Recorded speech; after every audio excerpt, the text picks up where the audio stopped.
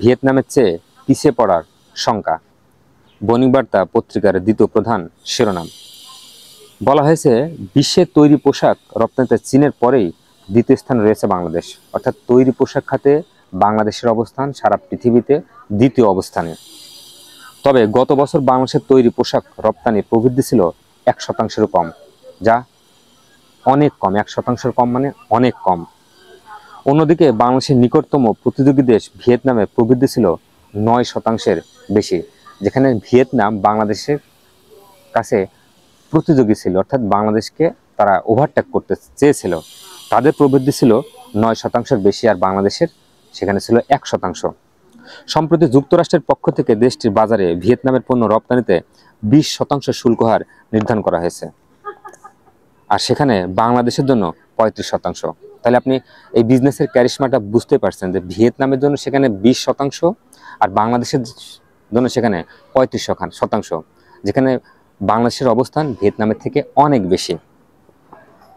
এই অবস্থায় যুক্তরাষ্ট্রের কাছ থেকে শুল্ক হারে ছাড় না পেলেও তৈরি পোশাক রপ্তানিতে ভিয়েতনামের তুলনায় বাংলাদেশ পিছিয়ে পড়তে পারে বলে আশঙ্কা করছেন খাত সংশ্লিষ্টরা। অর্থাৎ যারা বাংলাদেশের পোশাক রপ্তানি করে এবং তাদের ইন্ডাস্ট্রি আছে, যে সমস্ত কোম্পানি আছে, কলকারখানার মালিকরা, তারা এমনটি চিন্তা করছেন। তাদের মতে মার্কিন শুল্কের কারণে ভিয়েতনাম বাংলাদেশের তুলনায় সুবিধাজনক অবস্থানে থাকলেও সেক্ষেত্রে দেশটি বাংলাদেশের সর্বোচ্চ 20% ক্রয় দেশের উপর প্রভাব ফেলতে পারে। আর ভারত ও পাকিস্তান বাংলাদেশের চেয়ে সুবিধাজনক অবস্থানে থাকলেও তারা বাংলাদেশের বাকি 80% ক্রয় দেশের উপর প্রভাব ফেলার ক্ষেত্র তৈরি হবে।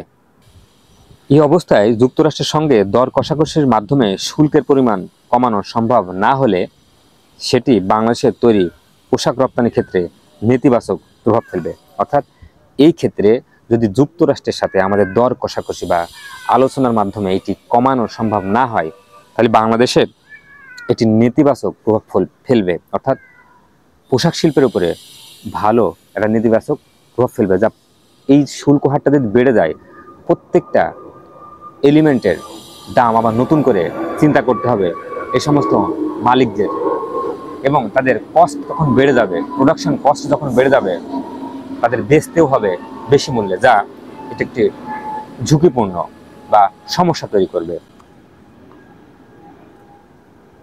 এতে বলা হয়েছে, দুই দেশের মধ্যে আলাপ আলোচনার মধ্যে যুক্তরাষ্ট্র বাংলাদেশের রপ্তানি পণ্যে 35% পাল্টা শুল্ক আরোপ করে বসায় চিন্তা পড়েছে দেশের ব্যবসায়ীরা, বিশেষ করে পোশাকের রপ্তানিকারকেরা। যেহেতু শুল্ক হারটা বেশি, তাই রপ্তানিকারকেরা তাদের মাথায় হাত পড়েছে। তারা বলছে, এই শুল্ক হার যদি শেষ পর্যন্ত বহাল থাকে তাহলে ভয়ানক চ্যালেঞ্জের মুখে পড়বে রপ্তানি খাত। প্রতিযোগিতায় টিকতে না পেরে অনেক কারখানা বন্ধ হয়ে যেতে পারে। এতে অর্থনীতির যেমন ক্ষতি হবে, তেমনি কাজ হারাতে পারে অনেক শ্রমিক।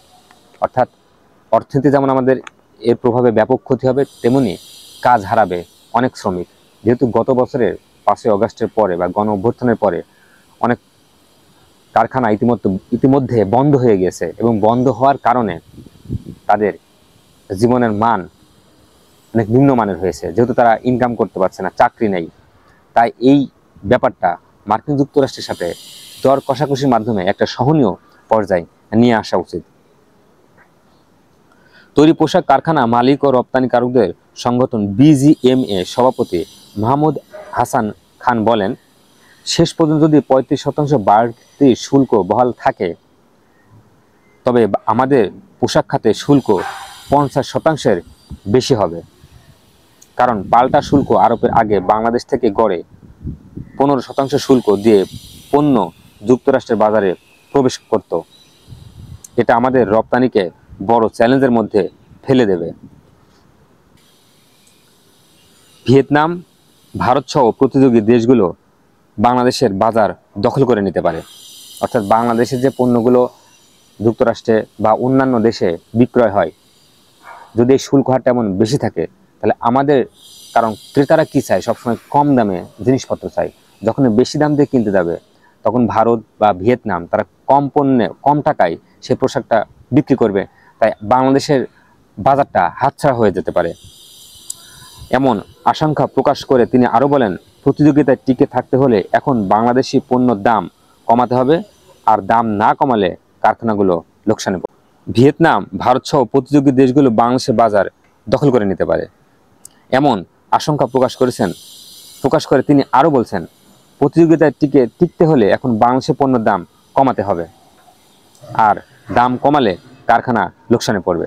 অর্থাৎ প্রতিযোগিতায় আপনাকে টিকে থাকতে হলে পণ্যের দাম অবশ্যই কম রাখতে হবে, কারণ যারা পণ্য কেনে তারা কিন্তু কম টাকায় কিনতে চায়।